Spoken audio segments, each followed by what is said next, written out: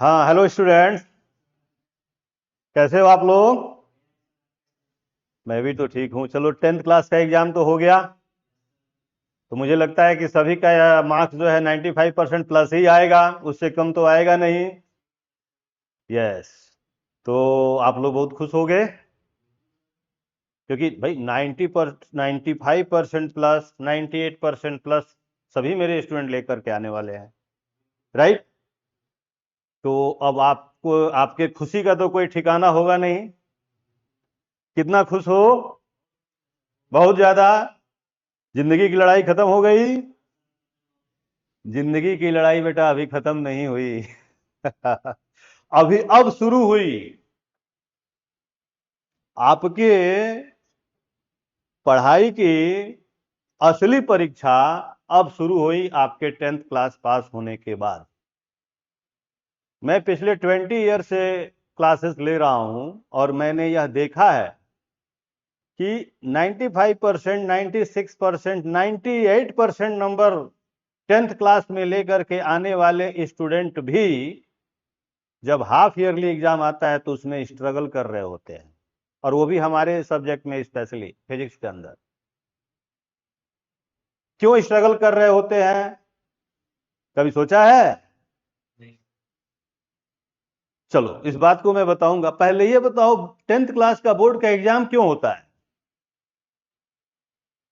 मैं अगर समझूं, मैं तुम्हें समझाना चाहूं, तो ये कहूंगा कि 10th क्लास के बोर्ड के एग्जाम में आप खुद से ऑब्जर्व करके बताओ। आप लगातार पिछले 2 महीने से पर डे 2-2 10-10 घंटे पढ़ाई कर रहे थे ना? 10 आवर्स की स्टडी आप पर डे कर रहे थे ना? क्यों? क्योंकि आपके अच्छे नंबर आ जाए। और बहुत सारे लोग तो उससे पहले 10 घंटे तो नहीं ही पढ़ते थे, लेकिन एग्जाम के बीच में गैप्स मिलते हैं आपको। 7-7 दिन, 8-8 दिन, 10-10 दिन के गैप मिलते हैं, और 8 दिन आप लगातार 10-10 घंटे पढ़ लेते हो पर डे। आपको थोड़ा भी तकलीफ होता है? नहीं होता है। क्यों नहीं होता है? क्योंकि आपको अपना बोर्ड एग्जाम नजदीक दिख रहा होता है, और आपको यह है आपके दिमाग में कि हमें इस बोर्ड एग्जाम के अंदर अच्छा परफॉर्म करना है, क्योंकि इस मार्कशीट को भी हमें अपनी पूरी लाइफ दिखानी पड़ेगी। ठीक है। तो देखो, यह बोर्ड एग्जाम मेरे समझ से इसलिए होता है कि आप 10th क्लास के स्टूडेंट अब पास आउट होकर के 11th क्लास में जाओगे, जहां पर आपको सिलेबस 10th से 20 गुना ज्यादा मिलेगा, 20 टाइम्स ज्यादा मिलेगा। तो आपने जो रिदम बनाया 10-10 आवर्स पर डे स्टडी करके, उस रिदम को आप बरकरार रखिए, मेंटेन रखिए। तो जो परफॉर्मेंस आप क्लास 10th में कर रहे हैं, यही परफॉर्मेंस आप क्लास 11th और 12th में भी करेंगे। लेकिन प्रॉब्लम यह है कि देखो, बहुत लोगों को यह लगता है, अरे हम तो बहुत ज्यादा सीख लिए हैं, वी आर द बेस्ट। हमसे ज्यादा ब्रिलियंट कौन है? जब हम जाएंगे एंट्रेंस एग्जाम देने आईआईटी जेई का, तो जेई में हमको सबसे ही पहले बुला लिया जाएगा, और नीट तो हम आसानी से क्वालिफाई करके एम्स पहुंचेंगे। मोराल इतना हाई है। लेकिन बेटा, रियलिटी क्या होता है? 6 महीने बाद पता चलेगी। अगर आपने अपनी स्ट्रेटजी चेंज नहीं करी, आपने 10th क्लास के बोर्ड एग्जाम के समय के पीरियड के दौरान जो रिदम गेन किया है, उस रिदम को बरकरार नहीं रखा, तो देख लेना, जैसे ही हाफ ईयरली एग्जाम होगा ना, 98% वाले लोग 28% पे आ जाएंगे, और वो भी हमारे सब्जेक्ट में, स्पेशली फिजिक्स के अंदर। तो बेहतर क्या होगा? अभी आपके एग्जाम कंप्लीट हो गए, 1 हफ्ता, 1 वीक कंप्लीट इंटरटेन कर लो, जितना घूमना फिरना है कर लो। फिर 1 वीक के बाद जब हम शुरू होंगे, तो पूरे 2 साल तक कंटिन्यूअस चलते ही रहेंगे। और देखो, जेई पास करना या नीट पास करना, यह एक तरह का तपस्या होता है।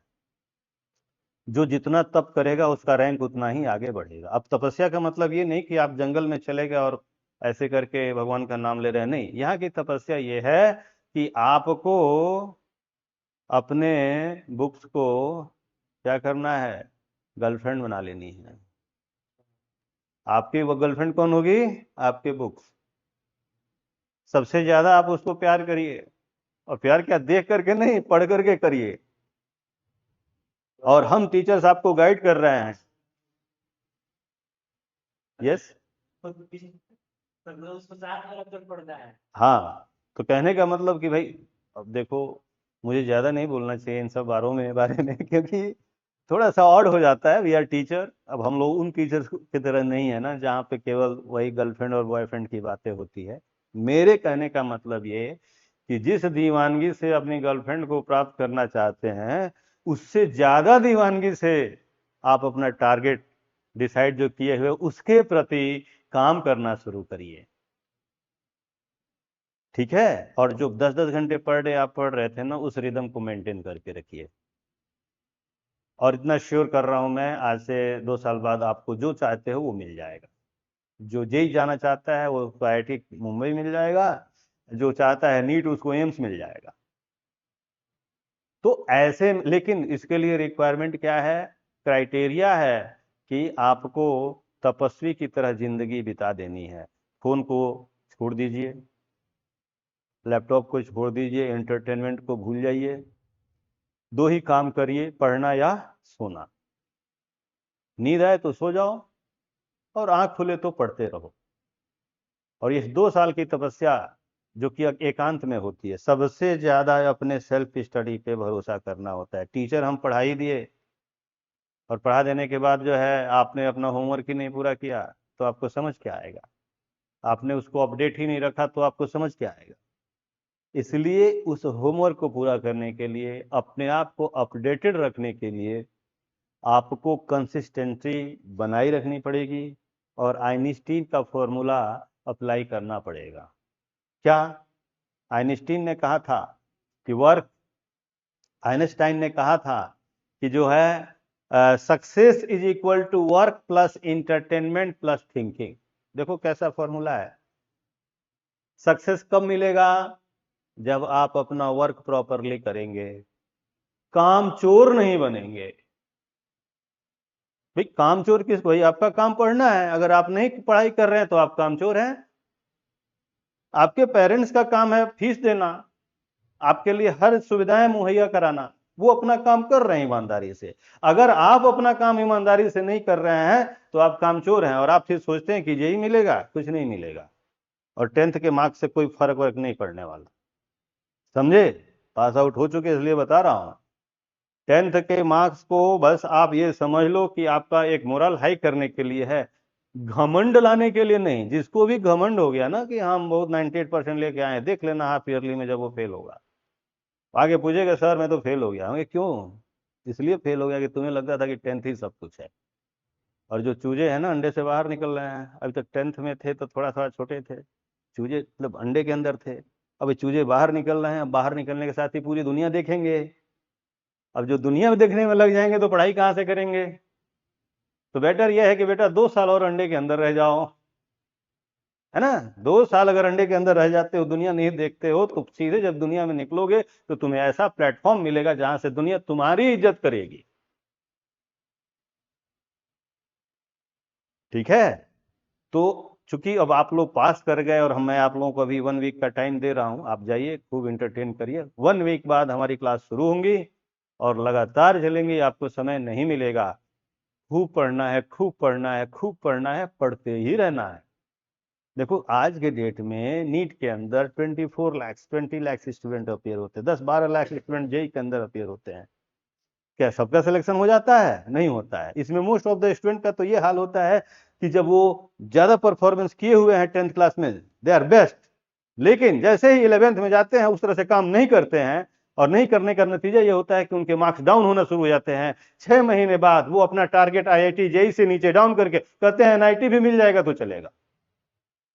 लेकिन आपको 6 महीना अगर आपने वेस्ट कर दिया, फिर भी अगर आप सुधरे नहीं, अगर आपने अपना तरीका चेंज नहीं किया, तो 11th क्लास पास होते होते आप सोचेंगे कि यार इधर का कोई ग्रेटर नोएडा का कॉलेज ही मिल जाए तो चलेगा। समझ रहे हो ना। हाँ, और जैसे ही आप 12th क्लास में गए तो अब पेरेंट्स भी देखेंगे यार इसका परफॉर्मेंस बढ़ ही नहीं रहा है, तो कहेंगे अब तुम बोर्ड पे फोकस करो, अब तुम 12th क्लास के बोर्ड पर फोकस करो, बोर्ड के एग्जाम में नंबर लेके आना है। अब आपका फोकस हो गया बोर्ड के ऊपर, यानी तैयारी आपकी मात्र 50% की। जब आप केवल 12th क्लास के बोर्ड के एग्जाम की तैयारी कर रहे हैं तो 11th भूल चुके होंगे। अब आप चले जाएंगे जेई के एग्जाम में या नीट के एग्जाम में, अब आपकी तैयारी है 50% की, और आप चले जाए नीट के एग्जाम में, जेई के एग्जाम में सिलेक्शन होगा? कभी नहीं होगा। ठीक है, तो बेटर होगा बेटा 1 सेकंड बेकार नहीं करना है, आज से 1 हफ्ते बाद शुरू हो जाना है और आगे बढ़ते ही रहना है। ठीक है, अगर मेरी बातें आपको पसंद आई तो इस वीडियो को लाइक कर लीजिए, चैनल को सब्सक्राइब कर लीजिए और अपने फ्रेंड सर्कल में इसको शेयर करिए।